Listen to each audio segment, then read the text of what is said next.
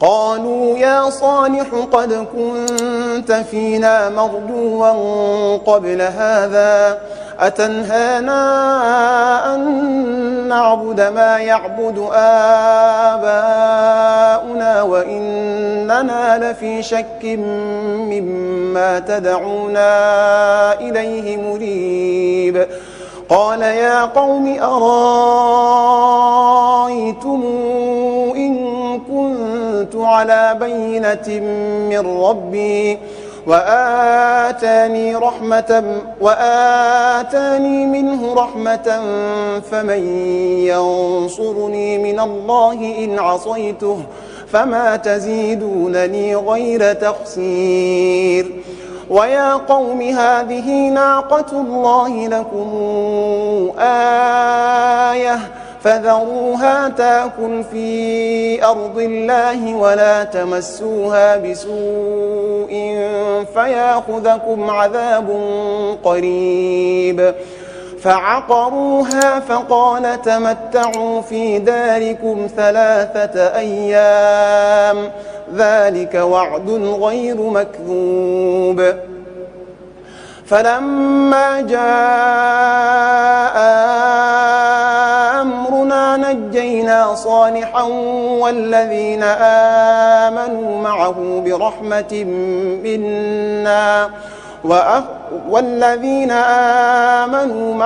برحمة منا ومن خزي يومئذ إن ربك هو القوي العزيز.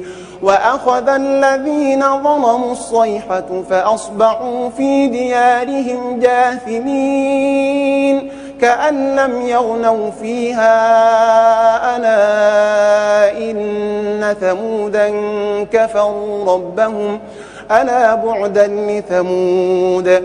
ولقد جاءت رسلنا إبراهيم بالبشرى قالوا سلاما قال سلام فما لبث أن جاء بعجل حنيذ.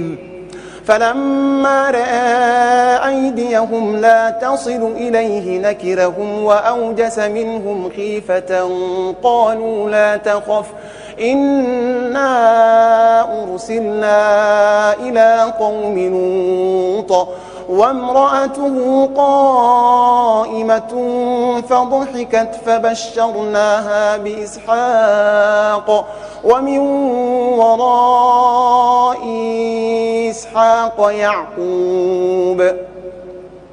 قالت يا ويلتى آلد وأنا عجوز وهذا بعلي شيخا إن هذا لشيء عجيب.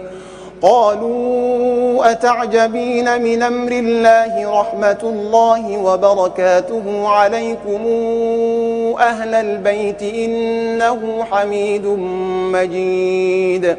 فلما ذهب عن إبراهيم الروع وجاءته البشرى يجادلنا في قوم لوط إن إبراهيم لحليم نواه منيب.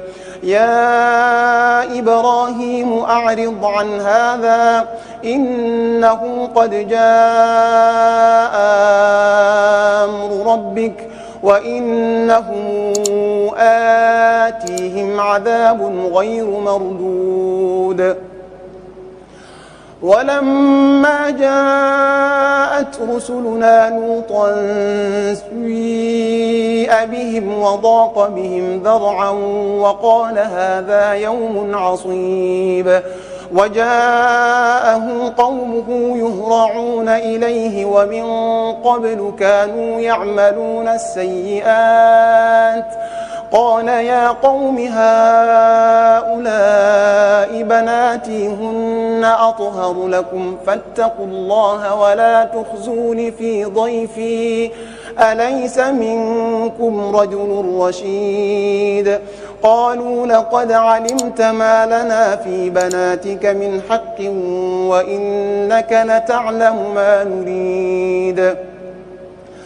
قال لو أن لي بكم قوة نواوي إلى ركن شديد قالوا يا لوط إنا رسل ربك لن يصلوا إليك فاسر بأهلك بقطع من الليل ولا يلتفت منكم أحد إلا امرأتك إنه مصيبها ما أصابهم إن موعدهم الصبح أليس الصبح بقريب فلما جاء أمرنا جعلنا عاليها سافلها وأمطرنا عليها حجارة من سجيل منضود مسومة عند ربك وما هي من الظالمين ببعيد